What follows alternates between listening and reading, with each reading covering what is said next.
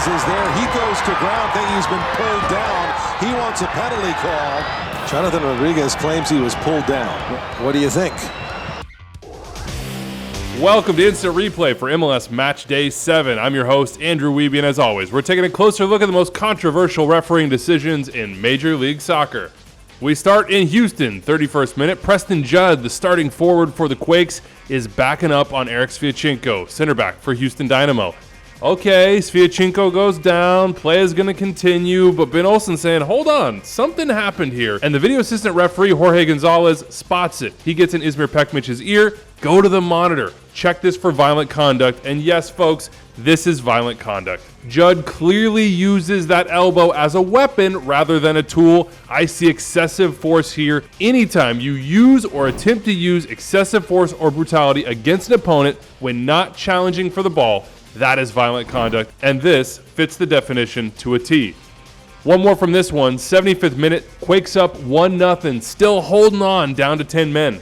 Amin Bassi picks the ball up and takes the shot, and yeah, we all saw it. The ball hits the arm of Jamar Ricketts, the San Jose substitute. No penalty is the call on the field from Ismir Pekmich, but for me, that's a handball and a penalty. I understand that Ricketts is trying to pull his arms back in toward the silhouette of his body, but I don't think he gets there in time. For me, as the shot is taken, Ricketts' arm is far outstretched, making himself unnaturally bigger, and it doesn't get inside the silhouette when the ball hits the arm.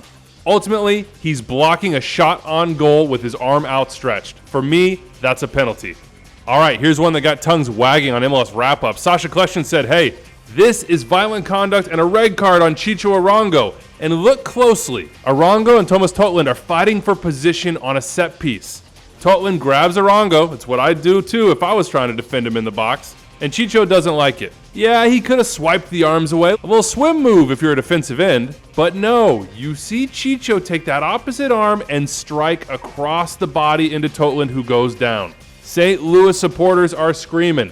That is violent conduct. And I see a lot of telltale signs myself here. My biggest issue in calling it a red card is the lack of evidence. These camera angles are not perfect, many are obstructed, and I'm not able to see the extent of the force at moment of impact. So putting myself in the position of VAR Alejandro Mariscal, I don't think I could send this down to Drew Fisher, the referee, and recommend a review for violent conduct. I'm just not sure it's excessive force or brutality. But I gotta say, all we're missing is the smoking gun angle, because this sure looks like it has the potential to be violent conduct.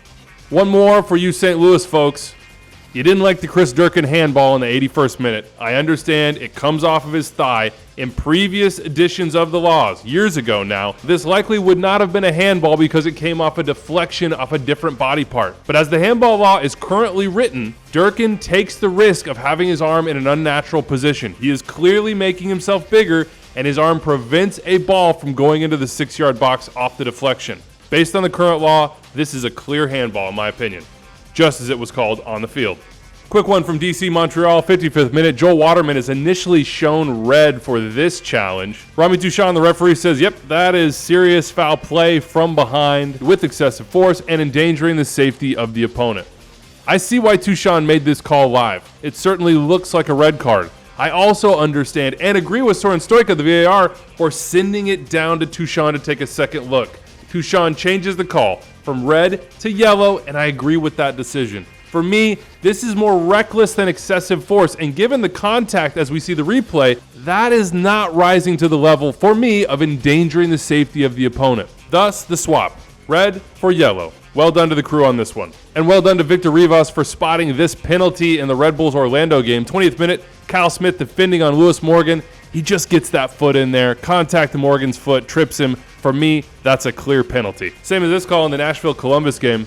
Diego Rossi just wins the race to the ball, pokes it past Jack Mayer, and the little hook by Mayer's foot brings down Rossi. John Freeman, the referee on the field, looked like he almost made this call live, but Caroline Chenard, the VAR, helped him out, saw the clear and obvious evidence, and sent it down. The end, a penalty decision that I agree with. To the city of brotherly love we go. Philadelphia, Minnesota, 43rd minute. Jack Elliott. Oh boy, that ball is almost certainly hitting his arm. I say almost certainly because the angles we have just really limit our ability to know exactly what happens on this play.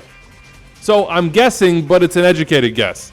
That educated guess is the ball hits his arm. Call on the field from Sergei Boyko is no penalty, and Caroline Chenard does not send it down for review.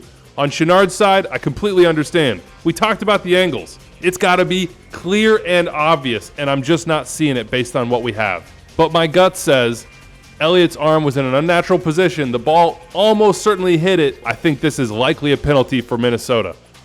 Huge call here in second half stoppage time. Vancouver leading the Portland Timbers 3-2. Timbers trying anything to get in the box and get a strike on goal. Jonathan Rodriguez, the new designated player, gets on the ball, and you know what he's doing. He's dropping that shoulder. Ryan Raposo, try as he might, is grabbing that shoulder, and down goes Rodriguez. Alan Chapman, the referee, waves it off. No penalty. Eunice Marcacci, the VAR, does not send it for review. But for me, this is a penalty. First of all, Raposo clearly tugged. I know it's slight, but in the box in a moment before a shot, it does not take much to throw off a striker. Second, watch the feet of Raposo. Is it just me, or does it look like the contact that actually takes down Rodriguez, in his opinion, is the contact between the legs initiated by Raposo? So for me, all things considered, I think this is a penalty. But this is one of those calls that's going to split opinion. Is the tug enough? Is there actually contact between the legs? Timbers fans, you're going to say yes. Vancouver fans are going to say nothing to see here, and that is the essence of refereeing. Everybody has an opinion. All right, that's it for Instant Replay. Big thank you to my producers, Phil Levanco and Rich Hernandez. Massive thank you to every single one of you on game nights who hits me up with plays and gives me the minute time code. Please, folks, I'm trying to watch about 10 games at once. Help a guy out. With that humble request, I'm Andrew Wiebe, and there's only one thing left to do. We'll see you next time.